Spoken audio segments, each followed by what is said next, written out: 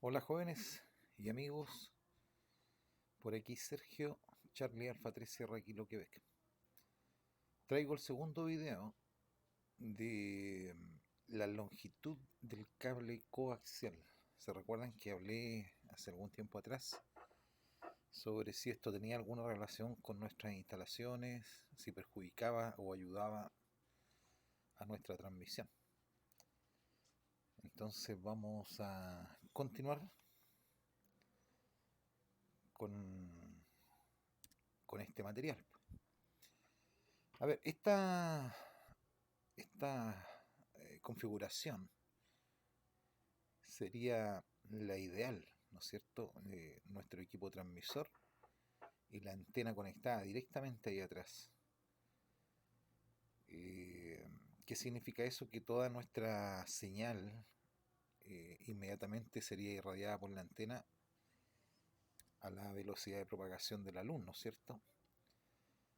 Pero en la práctica esto es prácticamente imposible, pues, ¿no es cierto? Porque nosotros necesitamos tener nuestra antena lo más alto posible y en un lugar despejado, por lo cual necesitamos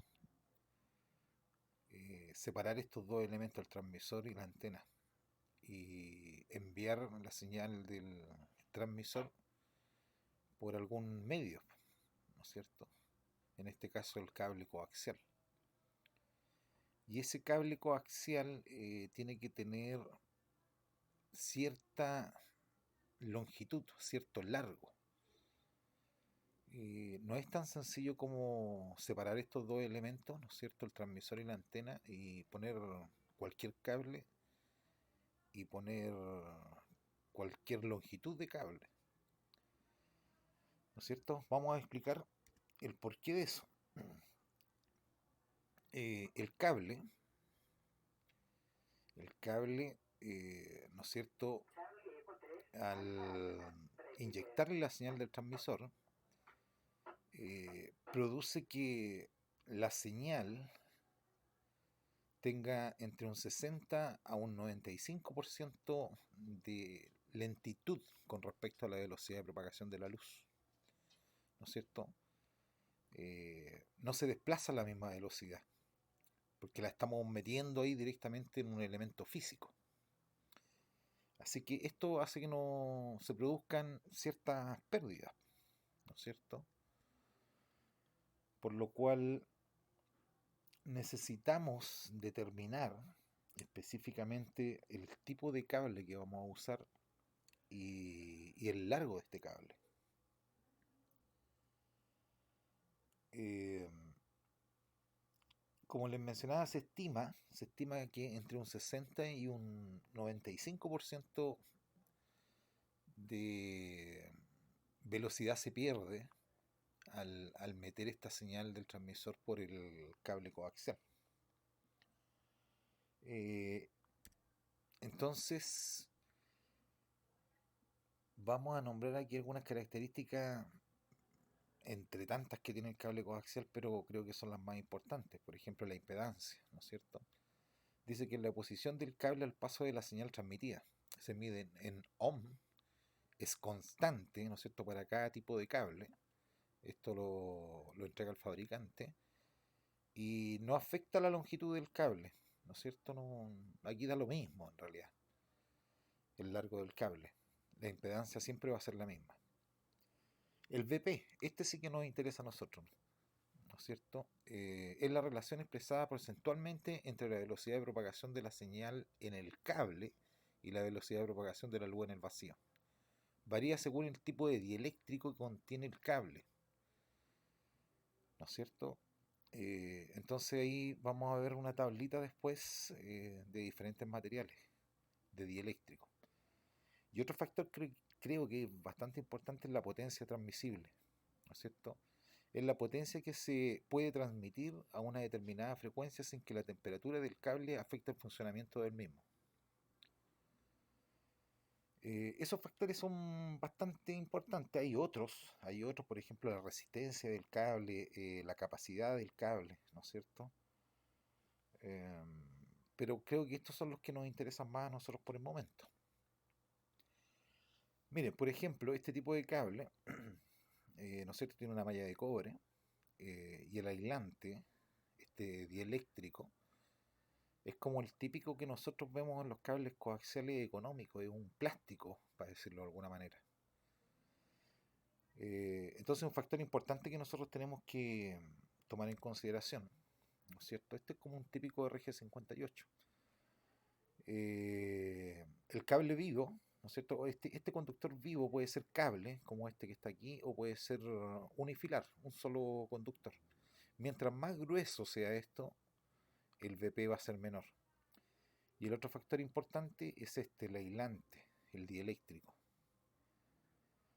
Dependiendo del material que esté construido, también va a tener otro VP. Por ejemplo, este, si ustedes se dan cuenta, me imagino que muchos de ustedes lo tienen, este dieléctrico es como una especie de espuma. Eh, Específicamente este dieléctrico es mucho mejor que el anterior, ¿no es cierto? Entonces, por lo tanto, el VP va a ser superior al anterior. Eh, Hay que tener en consideración que el VP, mientras más se aproxime a la unidad, al 1, eh, significa que el cable físicamente se va a acercar mucho más a la media longitud de onda. Y mientras más se aleje el VP de la unidad, el cable va a ser mucho más corto. Para determinar el cable específicamente, se trabaja a media longitud de onda. Eso hay que tenerlo siempre claro. Media longitud de onda. Eh, y sus múltiplos, ¿no es cierto? Porque con media longitud de onda muchas veces no vamos a lograr cubrir la distancia entre el transmisor y la antena. Entonces podemos trabajar con múltiplos de media longitud de onda. Lo vamos a ver en un ejercicio que vamos a realizar. Aquí yo puse una tabla. Ahí están los cachorros que están medio enojados. Puse una tablita que encontré por ahí en internet, ¿no es cierto?, con diferentes tipos de cables RG. Aquí están sus datos técnicos, por ejemplo, ¿no es cierto? El diámetro del conductor interno, el dieléctrico, el tipo de dieléctrico que tiene, ¿no es cierto? Por ejemplo, PE significa polietileno sólido. Hay otros fabricantes que ponen PEA, ¿no es cierto? Polietileno al aire. Hay otros que ponen PVC, ¿no es cierto? Que es policloruro, policloruro de vinilo. Y etcétera, hay diferentes tipos de dieléctricos. Aquí está la pantalla, la cubierta exterior, la impedancia, ¿no es cierto? 50 ohms más o menos un 2%. La capacidad que yo le hablaba, ¿no es cierto? Se expresa en picofaradios por metro. Y la velocidad de propagación, el VP. En este caso, todos los VP son de 66%. Entonces, la fórmula para calcular la longitud del cable coaxial, ¿no es cierto?, está expresada aquí. Longitud va a ser igual a 150. 150 corresponde a la mitad de la velocidad de propagación simplificada, dividido en la frecuencia y la frecuencia expresada directamente en megahertz. Y el resultado multiplicado por el VP, ¿no es cierto? El VP ya sabemos que lo entrega el fabricante. Es bien sencilla la fórmula. Entonces vamos a realizar un ejercicio. Dice, se requiere calcular cuál es el largo del cable coaxial para realizar una instalación en un equipo de HF que transmitirá en la frecuencia de 7.150 MHz, utilizando un cable coaxial RG58 con un BP de 66%. Puse una nota aquí. Dice, el transmisor se encuentra a 35 metros de la antena. ¿No es cierto? Recordad que tenemos nuestra sala de radio, nuestro chat de radio. y desde ahí necesitamos llegar hasta la antena. La antena obviamente debe estar en una torre a una determinada altura. Entonces aquí determinamos 35 metros aproximadamente. Los datos importantes, ¿no es cierto? Primero, la frecuencia que nos están pidiendo.